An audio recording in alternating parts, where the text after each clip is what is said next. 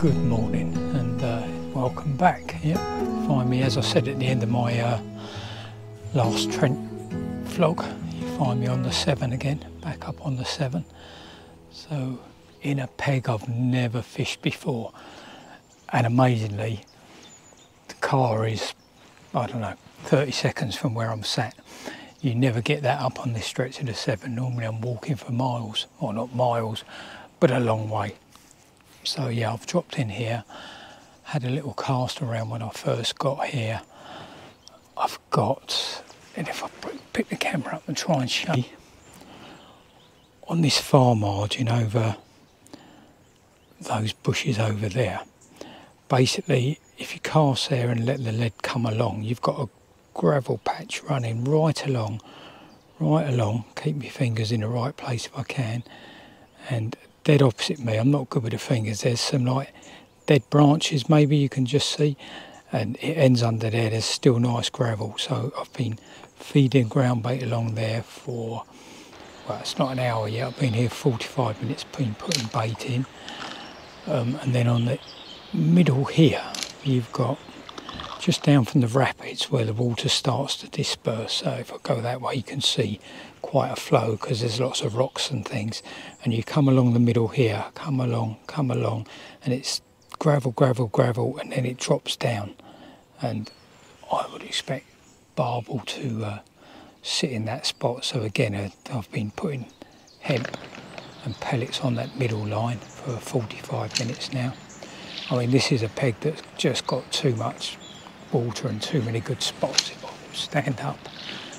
I mean, this blooming swan hasn't left me all morning. So literally just down here is really deep, and just out there is really deep, a nice deep flow.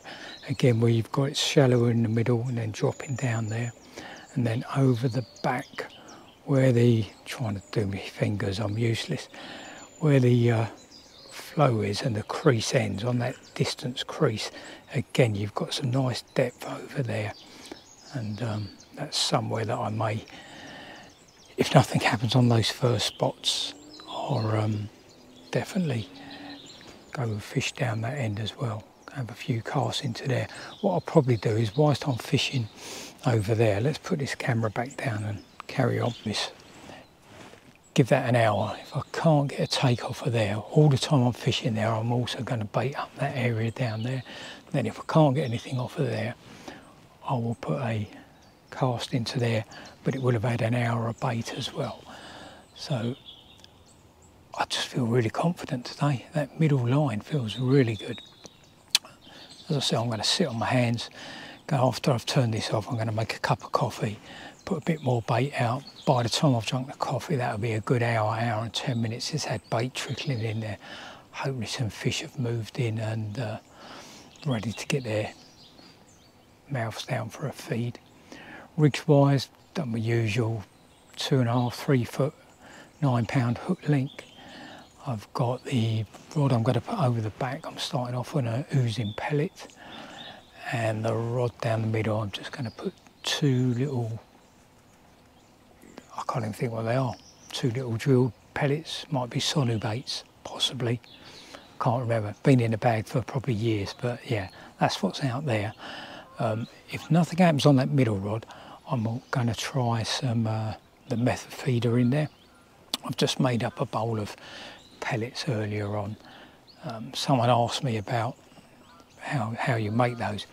Doesn't mean I'm doing them right, but how I do them is they're 6mm pellets. So I put them in a maggot bowl, fill them with water over the top, and then leave them for 6 minutes, tip the water away, then leave it for another good hour while they're all expanding up. And then if they're still a little bit wet, I'll put a bit of ground bait in with them, and yeah, that'll be my method mix.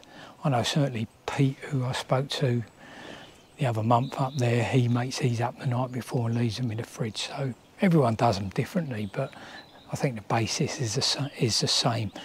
Pretty much the size of the pellet is how many minutes you let them soak for until you go down to 2 minutes. If you let a 2-minute pellet soak for 2 minutes, you've just got slush. So yeah, don't do it on 2-minute pellets. But yeah, that's the plan of attack for today. I think I've said I've got Alan just down from me, turned up just now in peg 42. He's gone on in peg 43. You can only have 3 cars parked in this car park. As I say, he's gone there. He has trouble with mobility. So yeah, he said he normally fishes this swim or that swim. So he's dropped in there. So if he gets something, I'll put him on the vlog if he wants to go on it. And that's it for now. So as I say, I'm going to turn this off, get the kelp on, have a cup of coffee, put a bit more bait out there, then have a cast. Hopefully see you with some fish in a minute.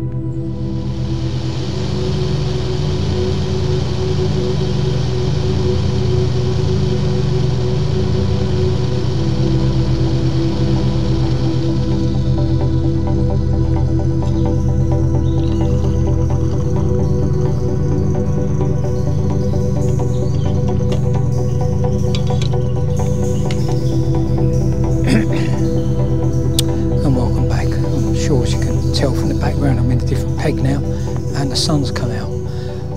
Yeah, nothing happened in that peg. I changed over one of the rods to the method feeder, and I could get little taps on that, probably off silvers, but only on that middle line. So I pulled the other rod back onto the middle line. Again, I could get little taps on it, but nothing turned to bites. So we got to 11 o'clock and I thought, you know what, time to up sticks, packed it all away, quickly went and saw Alan. He said he'd had 2 chub, biggest one was about £1.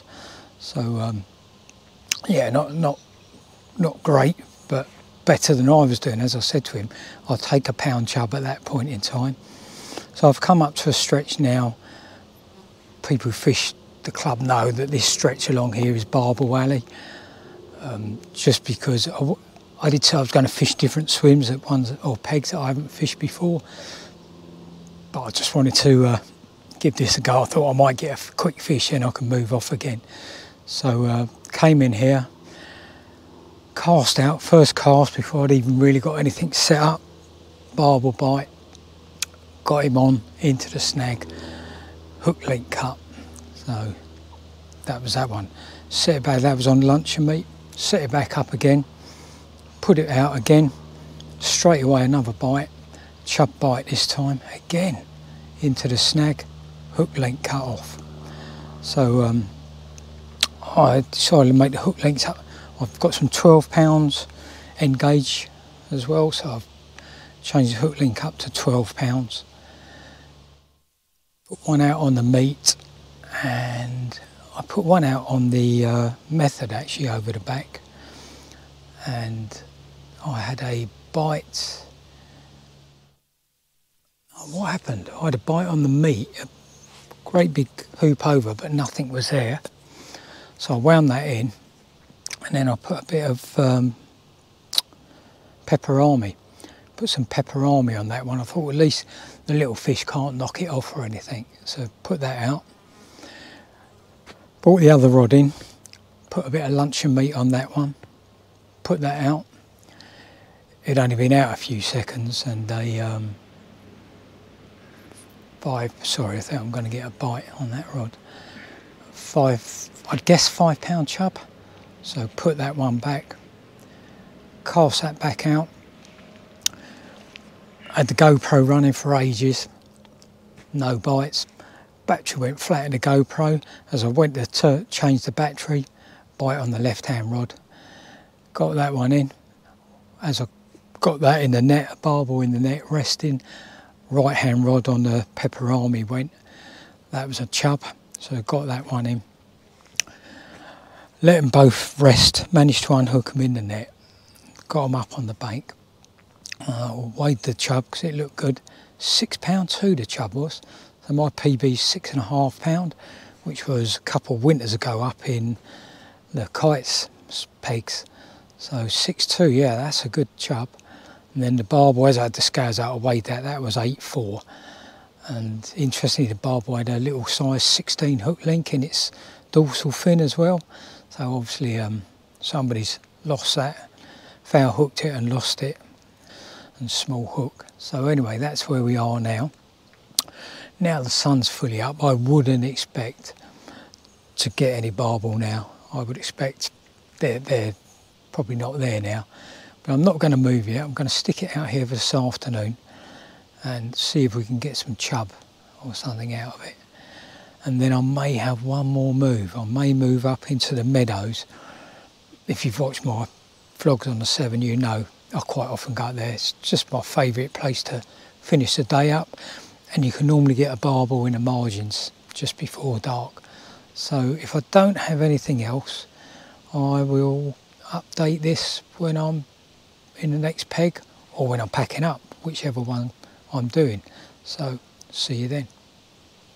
Okay, welcome back in my favourite spot for the evenings, up in the meadows. I'm the only one in the car park up here at the moment, so the only one up here. Yeah, I had one more fish in that peg 74.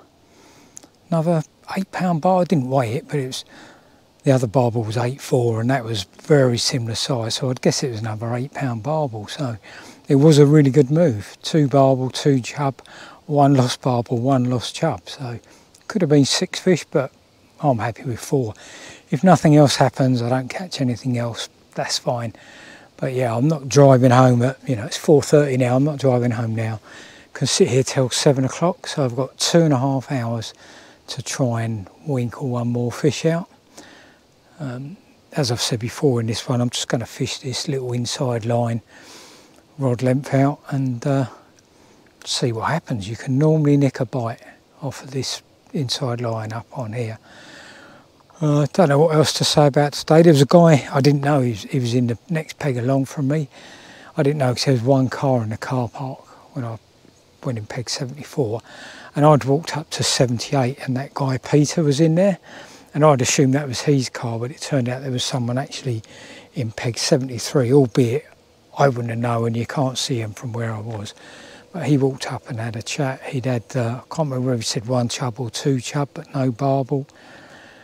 And Peter had, I think he said he'd had 1 barbel, 1 chub and lost 5, I think. And they was just getting into a snag every time for him. So yeah, it's been a tricky day on the river. So if nothing else happens and I'm updating this in 2.5 hours time with no more fish, I still won't be disappointed, but hopefully I am turning the GoPro on to show you another beautiful Severn barbel. But that's it for now. I'm going to have a bit of tea, have a cup of coffee, and yeah, turn the GoPro back on when I have a fish, hopefully. See you then.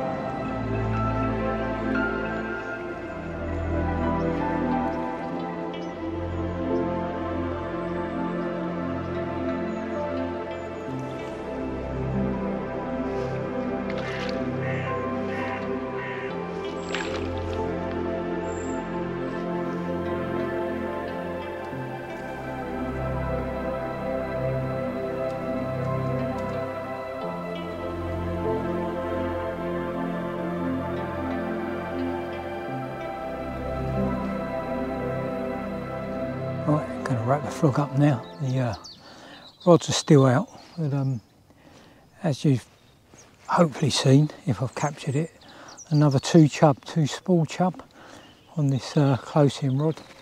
Filming earlier and I was getting chub bites, but they weren't connecting. And then, so I thought I'll make the hair shorter, put the meat on. Bloody hell, I caught an eel. You didn't get that on camera. It was wrapped around my arm. It's just, if you've ever caught an eel, you know what they do to your rig and everything. So, yeah, then decided I couldn't keep the meat using the meat because of that eel. So I changed over to pepperami on that one. And yeah, it's been a strange day bait-wise. I've had the two barbel, both on luncheon meat, and 4 chub, all on pepperami. And, you know, 99 times out of 100, pepperami doesn't catch anything. So it's just working today, and that's fishing for you. You know, I've tried boilie, I've tried different pellets, and yeah, nothing. Put the pepperami on, chub on. Meat on, if you can keep it on, 2 good barbel. So, yeah, there you go. It's been, well, I think it's been a good day. The only peg I didn't catch out of was the first one, ironically the one I spent the longest time in. And yeah, second one, I'm still getting knocks on the rods. I am going to pack all the cameras away and everything now and start to get up. Well, I'm pretty much packed up. It's 6:30 now. I want to be off at 7. I think 7:15 is about the latest you could leave it to. If I get off at 7, I should be home for 10 o'clock. So I always say it's been a long day. Left home at 4, get home at 10 in the evening. That's a long day for an old boy like me. Yeah, lastly, thanks for watching. And if you've enjoyed it, please down the bottom there'll be a thumbs up sign. If you give it a thumbs up, a like, it definitely... Oh, sorry, big knock on the rod then. It gets the algorithms going on YouTube and the videos get seen in more people's feeds and then hopefully get watched more. And it's a vicious circle. The more they're watched, the more they're liked, the more they get promoted by YouTube. So to put that into context, I mentioned that in my Trent vlog a couple of weeks ago. And yeah, that's had, I think, 6,200 views in 10 days, which is really good for me.